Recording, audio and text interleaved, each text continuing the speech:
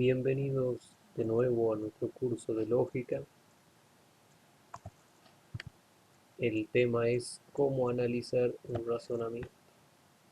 El análisis se hace en dos etapas. En una etapa representamos el razonamiento y en la otra etapa decidimos. La representación es la etapa en la que nosotros tratamos de explicitar los componentes del razonamiento y ver qué relaciones hay entre ellos. La tarea de la lógica simbólica es hacer abstracción de los elementos que no son importantes, que no son principales, para resolver la cuestión de la corrección y destaca la forma sobre todo del razonamiento.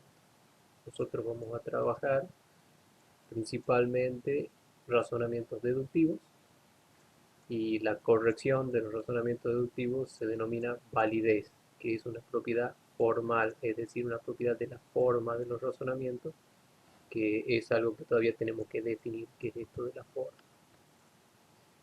En la etapa de decisión, en cambio, lo que hacemos es, una vez que el razonamiento lo tenemos representado como nos interesa, como es necesario para el análisis, hay ciertas técnicas que nos permiten determinar si ese razonamiento es o no válido, ¿no? En caso de un razonamiento, como reiteramos, deductivo, la decisión nos va a decir válido o no válido.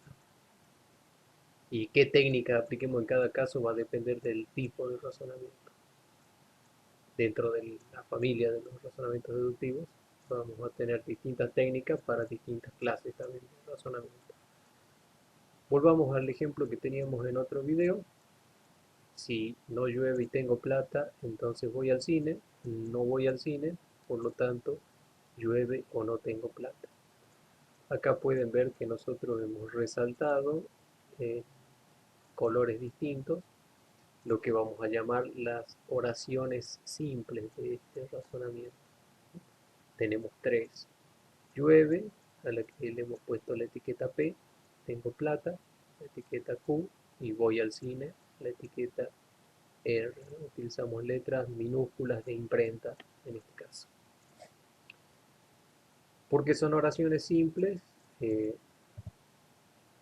vamos a distinguir, ¿no?, entre estas más básicas, que no tienen componentes oracionales, es decir, no hay oraciones más pequeñas como componentes, sino otra clase de expresiones, palabras.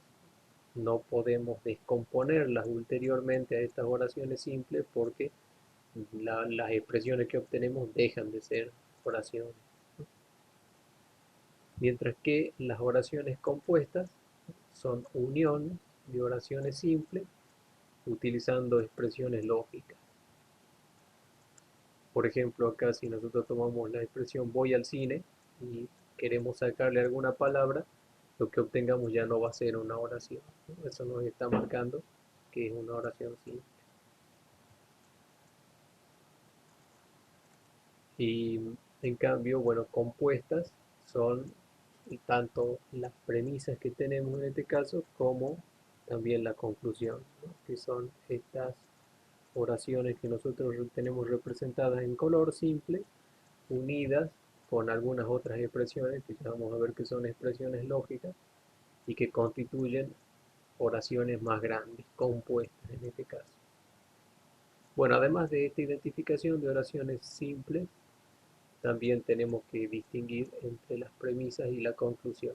Acá tenemos las dos premisas numeradas, primera y segunda premisa, podrían ser más, menos, la cantidad de premisas.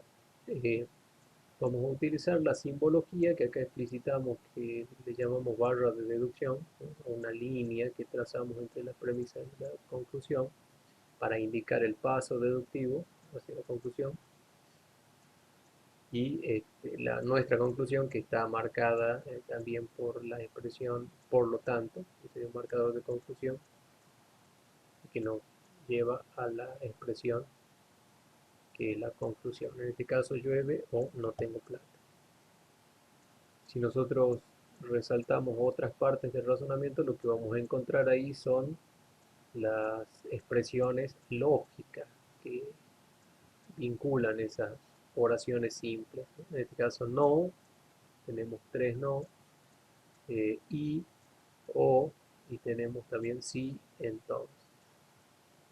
Esta es una expresión más compleja, hay que tener cuidado con esa familia de expresiones lógicas que se llaman condicionales. Lo que está entre sí y entonces se llama antecedente, expresión condicional, y lo que viene después del entonces se llama consecuente. Bueno, expresiones lógicas, entonces acá tenemos una lista de las que utilizamos comúnmente. Son no, y, o, sí, entonces, sí y solo sí.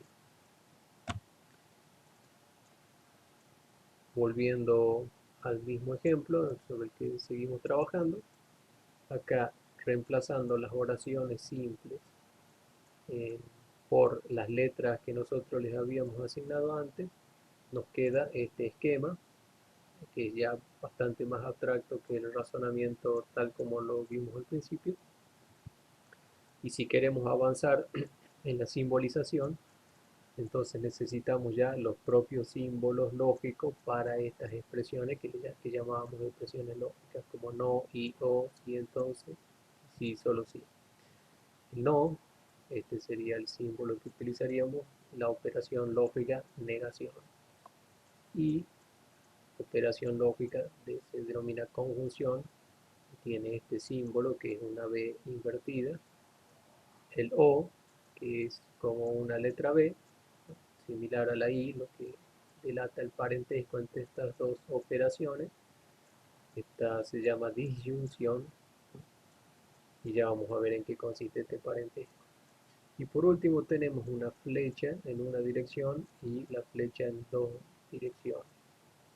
El sí entonces, ¿no? La flecha en una dirección se llama, como ya habíamos dicho, expresiones condicionales, ¿no? Operación lógica condicional y su símbolo la flecha, y el bicondicional, ¿no? En la palabra misma y en la simbología que utilizamos en este caso, se ve que también hay un parentesco que en su momento estudiaremos entre estas dos expresiones.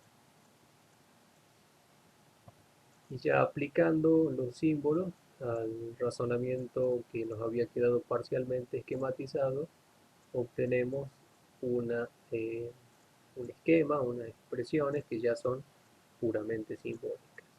Entonces, esta sería la primera etapa que nosotros desarrollamos cuando queremos analizar un razonamiento,